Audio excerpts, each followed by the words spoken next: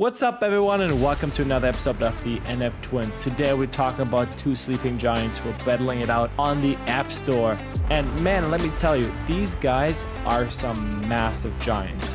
Or I have some secrets you'll find out soon. Man, and most importantly, they don't even follow the normal advice that everybody company gives. Focus on one product. No, man, they have a portfolio of apps. Well, now, let's talk about the products, right? You take tons of pictures. For example, last week we were at the opening ceremony from America's Cup. And man, I took probably like 20 videos, 50 photos. Let me tell you, I think I only posted 2. And the rest, I haven't even looked at them. I think I looked at 3 pictures where the family were on and myself. And that's it. And the rest, just keep on your phone. Now, one of the apps is called Cleanup, phone storage cleaner. Okay, guys. So they are right now. Very, very normal thing. Doesn't seem very fancy, Lucas. So it doesn't sound fancy. It doesn't even sound very cool, right? And it's the number 3 app in utility. And only thing it does, well, it cleans up your phone, like the name says, by just like giving you the option to delete duplicates or have a Tinder swiping left, right, left, right. You like it, you don't want it. Yeah, maybe you can even hide the image. Gamification. Fuck yeah, that's nice. Which is really nice. But Mark, guess how much they're making? Well, just last month. Yeah, you said it's number 3 on utilities, so it must be in the millions. I don't know, 2 million? Bro, they're making more than 4 million last month alone. Damn, boy. And the only thing they do is like, all right, you can clean up your emails, right? Oh, you can do emails as well. Yes, exactly. Nice. Set access and then you can like all the promotion, but it's the same as you go on Gmail, go on to the promoted tab and then just click all and delete, and that's what it does, right? But it does it all in one app, right? So you can do swiping, like the Tinder. I still fucking think this is genius, the swiping like Tinder, man, because it gives you the endorphin rush, like left, right, and you're also being like, I don't know, I don't know about you guys, but I don't know, sometimes I'm like an organization Nazi, you know what I mean? You just like want to have it organized, and then it just gives you the. Have you ever seen those videos that are like, what is it called? Organization porn. Basically, everything fits perfectly. This is what I feel like this app would feel like. You like swiping left, right. I was like, yes, I like this. I don't. Duplicates, delete. Fuck yeah, man. Especially it gives you like that feel of accomplishing something, right? It's like a checklist. Oh, I did something. It's like Duolingo, right? You did one session and you did your job for the day. Well, anyways, this app makes 4 million. And then we have on the other hand, we have Cleaner Guru, cleaning app. Same thing. Different brand. Different company. They're making 3 million as well. So, and just think about it. It's very genius because first of all, who thinks about like, man, my phone is running out of storage, fine. But people normally, I don't know, I would have bought like a bigger storage on photos, which costs you, actually, we looked it up. So let's talk about pricing, right? So if you want to buy 2 terabytes on Google Cloud, it's $10, okay? 2 terabytes. Per month, exactly. 5 terabytes, 25 a month, okay? Damn. Now, the Cleaner app costs between $5 and $6 per week. So think about it.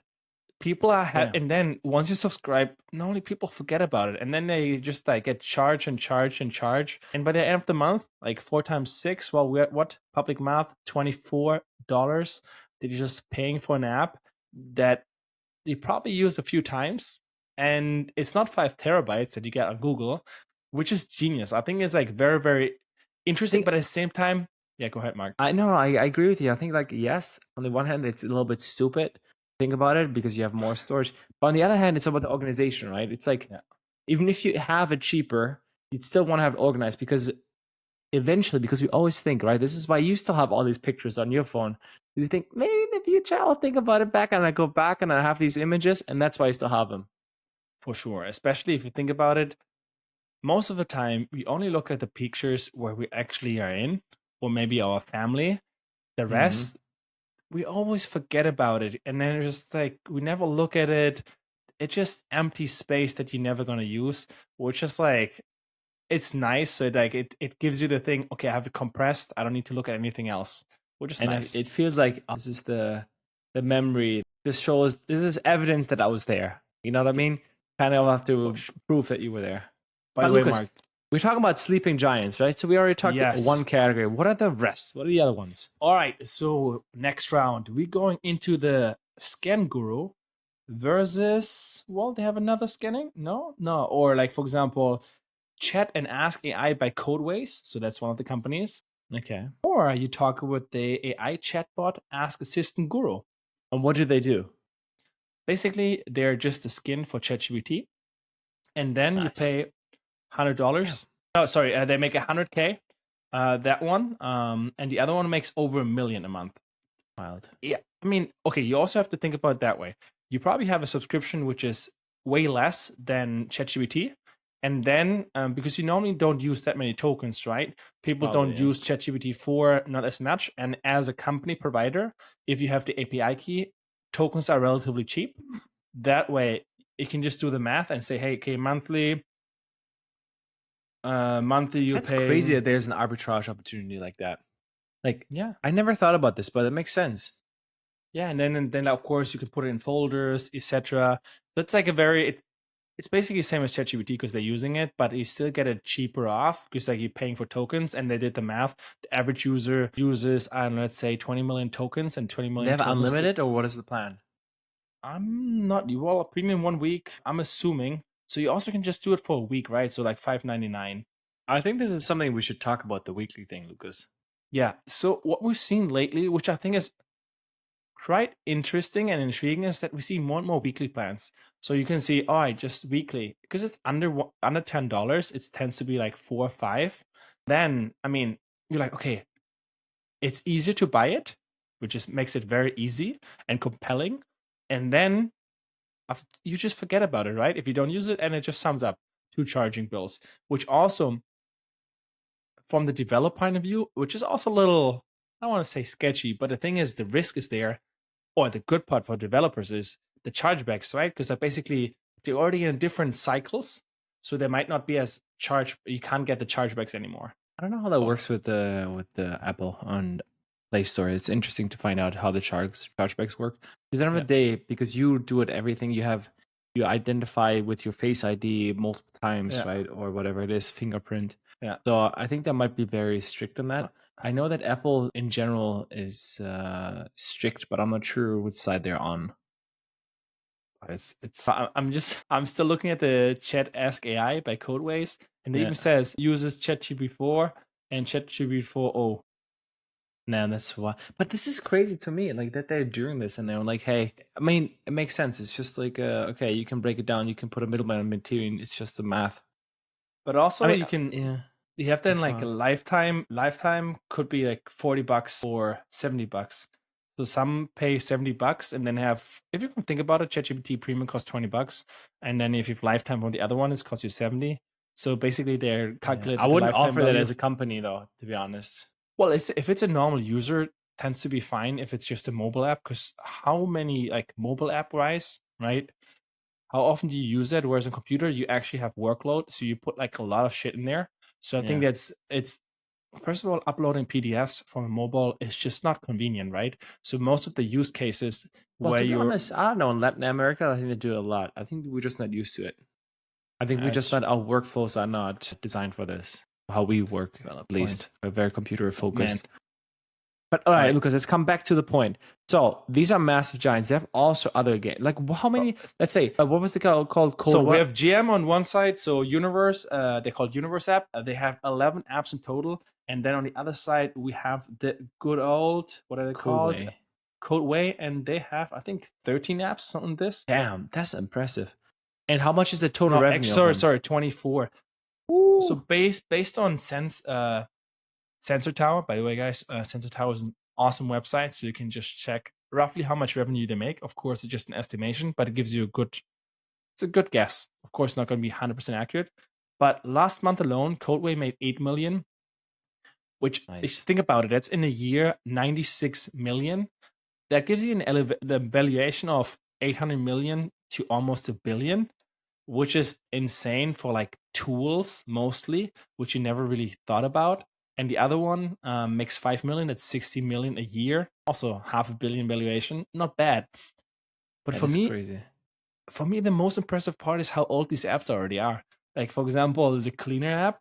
came out in 2018. So if you think about it, they have been around for a long time. And as the founders, but they probably haven't been taking so much cash out because they're cash cows, right? These are not funded companies. I don't think they raised any money.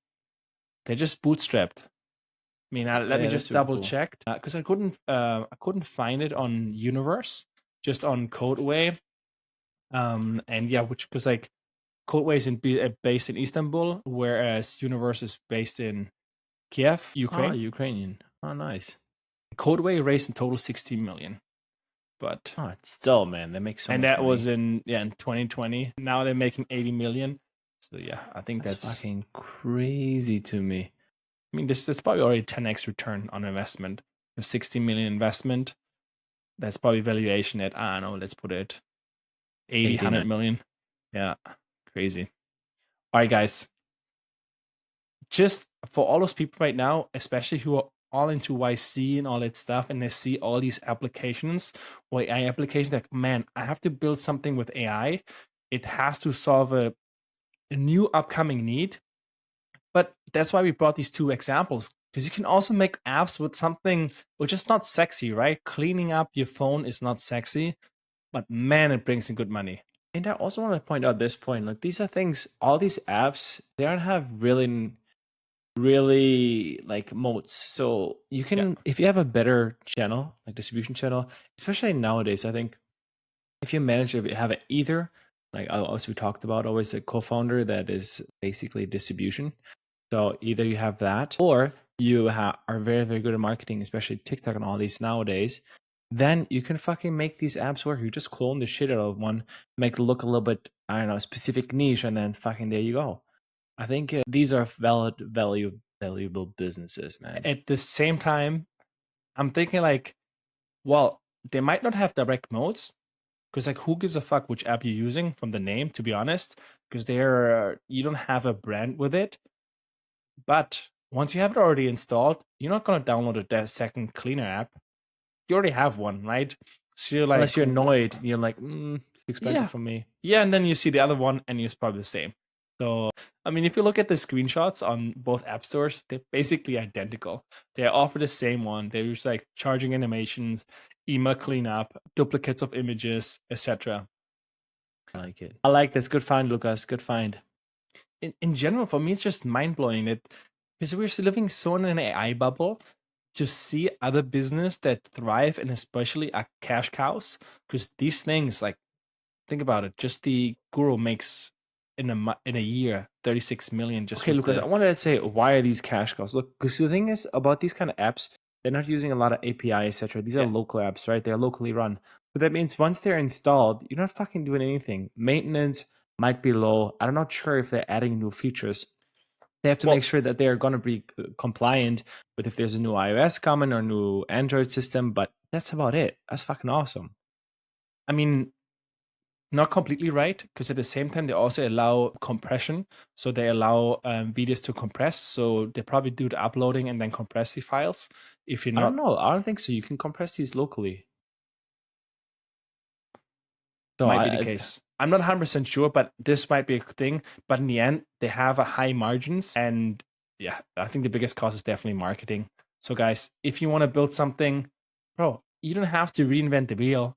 You can just go into something boring and build new apps. Especially now that we're seeing more and more mobile apps, I believe we might be back in a renaissance of mobile apps.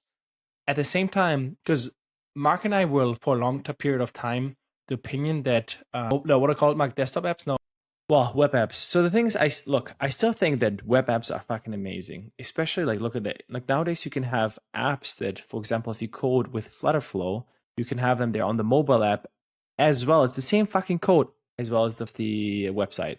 I still believe in that. I want to say this. 100% agree. They're awesome, but at the same time, I believe now with the, for example, reinvention of, well, it's not reinvention, but weekly subscriptions, as well as with the free trial, it makes it easier for people to buy premium, and then they stick on it, so you can spend more money on actually acquiring users, right? Because the biggest problem on, for example, desktop apps, so web apps, is that people have to open the browser and you can't push notifications. So if you can't push notifications, you can't get the user back into it and then hopefully creating a habit. While it's in a mobile app, you can have push notifications. Of course, they first have to allow it, but then it's so much easier to keep them re-engaged and as well increase the lifetime value of the users. So that's why I'm seeing what I believe we're seeing right now, renaissance of mobile apps. But yeah. I think that's the word of the day. Renaissance of mobile apps. Two giants battling it out for $1 billion valuation. So I think that's it, Lucas. That's it, folks. All right, everybody.